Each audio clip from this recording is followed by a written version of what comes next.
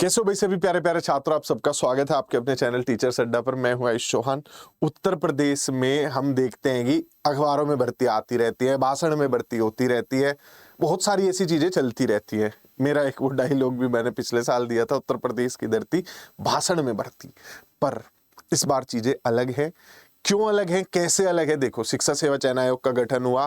जो है प्रोफेसर साहिबा, जो कि शिक्षा सेवा चयन आयोग की अध्यक्ष हैं, उन्होंने सारे निदेशकों की बैठक बुलाई, जो अलग अलग विभाग हैं जिनके अंतर्गत अलग अलग स्कूल चलाए जाते हैं ना। मतलब स्कूलों की गवर्निंग बॉडीज अलग होती है, लगभग 8-9 होंगी उत्तर प्रदेश में अगर मैं देखूं तो। जैसे माध्यमिक शिक्षा विभाग हो गया, उच्च शिक्षा विभाग हो गया, माइनॉरिटी वाले स्कूल्स हो गए, फिर आपके अटल आवासीय वाले हो गए, कस्तूरबा गांधी वाले हो गए। तो अलग अलग जो है विभाग हैं जिनके अंतर्गत ये स्कूल चलाए जाते हैं। हर किसी का ऑब्जेक्टिव अलग होता है भाई। जैसे कस्तूरबा गांधी वालों का है कि लड़कियों को रेजिडेंशियल एजुकेशन देनी है, अटल आवासीय वालों का है कि एनवीएस केवीएस लेवल के रेजिडेंशियल स्कूल हर डिस्ट्रिक्ट में खोलने हैं। तो हर किसी का अपना एक ऑब्जेक्टिव अलग है। अब इन सब निदेशकों से बैठक हुई, कहा कि 31 मार्च तक रिटायरमेंट वाले लोगों को मिला के कितने पद बचेंगे आपके यहाँ, वो हमें एक बार बताओ आप। तो माध्यमिक शिक्षा विभाग की ओर से लगभग 38,000 पदों पर अध्याचन भेजा गया है। अध्याचन भेजा गया, नोटिफिकेशन जारी नहीं हुआ है। तो अध्याचन में ये इन्होंने बता दिया कि हमारे पास तो लगभग 38,000 पद हैं। ये सिर्फ माध्यमिक शिक्षा विभाग ने बताया, और भी शिक्षा विभाग हैं और तरीके की भी वैकेंसीज हैं, वो भी आती रहेंगी। अब ये जो वैकेंसीज हैं, इसमें नियमावली, एग्जाम पैटर्न, सिलेबस, इन कुछ चीजों पर जैसे ही एक वो मतलब मोहर लगती है, वापिस से बैठक होनी है। जो निदेशक हैं माध्यमिक शिक्षा विभाग के और बाकी विभागों के, उनके साथ एक अंतिम बैठक होगी जिसमें इस पूरे प्रारूप को अंतिम रूप देकर फिर नोटिफिकेशन जारी कर दिया जाएगा। क्योंकि शिक्षा सेवा चयन आयोग इस चीज में थोड़ा फूक फूक के कदम रख रहा है। भर्ती निकलते ही जो है सीधा कोर्ट जाती है, बच्चों के पास नहीं जाती, पहले कोर्ट के थ्रू होके जाती है। कई जगह पे अभी राजस्थान का उदाहरण पकड़े अगर आप, और हरियाणा का उदाहरण पकड़े, 12 विषय हैं तो हर विषय पे 30-30, 40-40 केस हो गए हैं। ये कोर्ट डेटा बता रहा हूं मैं तुम्हें। तो ये चीजें ना हो, इसके लिए फुल प्रूफ प्लान के साथ शिक्षा सेवा चयन आयोग आगे बढ़ना चाहता है। तो मार्च अप्रैल तक वैकेंसी नोटिफिकेशन निकाल देंगे।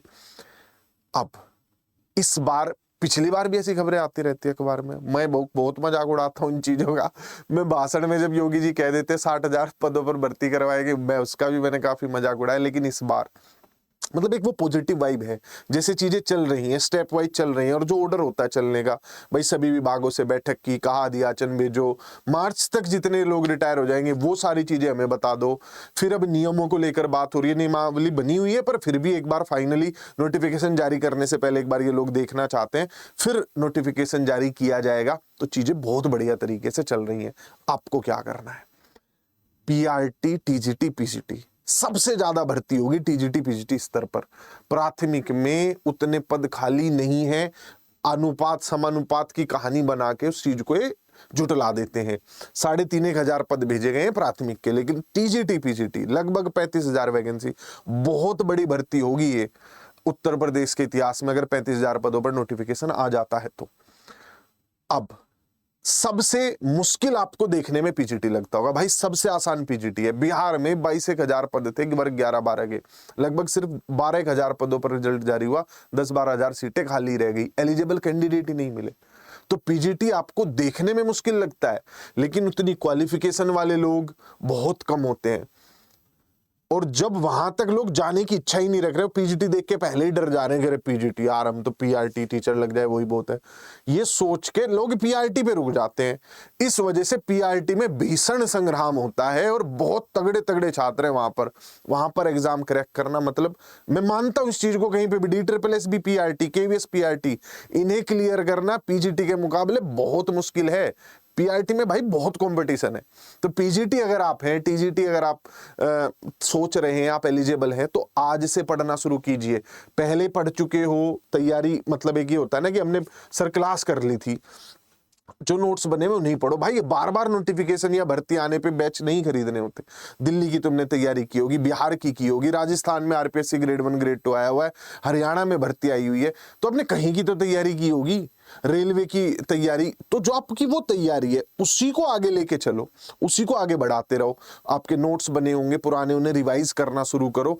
नोटिफिकेशन का इंतजार मत करो, नोटिफिकेशन जरूर आएगा, पर जो नोटिफिकेशन के टाइम पे पढ़ना शुरू करेंगे वो फिर अगली भर्ती का इंतजार करेंगे। आप आज से पढ़ना शुरू कीजिए, सेल्फ स्टडी कीजिए। नहीं कुछ पढ़ा हुआ है आपने, बिल्कुल बेसिक्स भी आपके अभी तैयार नहीं है, नोट्स नहीं बने हुए, खुद के हाथ के खरीदे हुए नोट्स नहीं, तो फाउंडेशन बैचेज में जुड़िए हमारे साथ, उसमें क्लास को कर लीजिए, उन चीजों को एक बार पढ़ के नोट्स बना लीजिए, पर अभी से शुरू कीजिए। तो उम्मीद करता हूं आपको चीजें समझ आई होंगी, और जो मुझे इस बार एक पॉजिटिव वाइब आ रही है वो आपको भी आ रही होगी कि सर लग रहा है इस बार तो आखिरकार भर्ती आ ही जाएगी, 4-5-6 साल का सूखा खत्म हो गई होगा, महाकुंभ भर्ती का भी आ ही जाएगा।